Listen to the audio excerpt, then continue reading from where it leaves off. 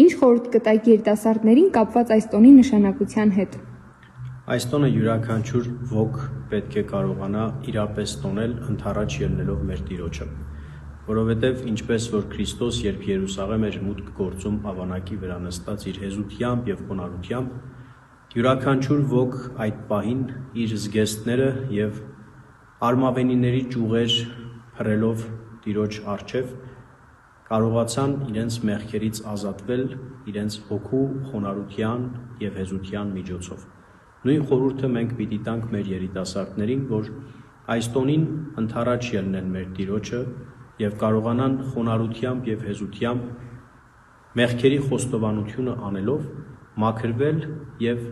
կանաչության հետ, զարթոնքի հետ իրենք եւս արթնանան հոգեվոր արթնությամբ ու ապրեն ճշմարիտ քրիստոնեության կյանքով։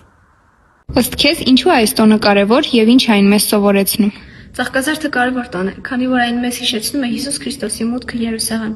Այն մեզ սովորեցնում է հավատալ, մնալ խոնարհ եւ ընդունել կյանքը բարի սրտով։ Ըստ ձեզ ինչու Հիսուս քաղաք մտավ համեստորեն էշի վրա, ոչ թե մեծ փառքով։ Հիսուս Քրիստոսի մուտքը Երուսաղեմ խորհրդանշում էր խաղաղություն եւ խոնարհություն։ Նա եկել էր ոչ թե որպես պատերազմող թագավոր, այլ խաղաղության իշխան։ Էշը խորհրդանշում էր խաղաղություն, մինչդեռ ձին պատերազմ։ Քո կարծիքով ո՞րն է այս տոնի պատգամը։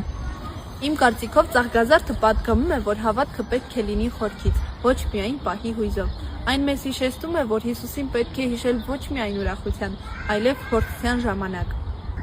Ինչու են մարդիկ իրենց զգեստներն ու ծառերի ճյուղերը փռում Հիսուսի առաջ։ Իմ կարծիքով մարդիկ իրենց զգեստները եւ ճյուղերը փռում են Հիսուսի առաջ, որպեսզի դրանով ցույց տան նրանց հավատքը եւ հարգանքը Հիսուսի հանդեպ։ Ինձ համար ծաղկազարդը քրիստոնեական տոն է, որը նախանշվում է Սուրբ Զատկի ուխտի հանգրվաներից մեկը։ Տոնը տոնվում է Զատկից մեկ շաբաթ առաջ Կիրակի օրը։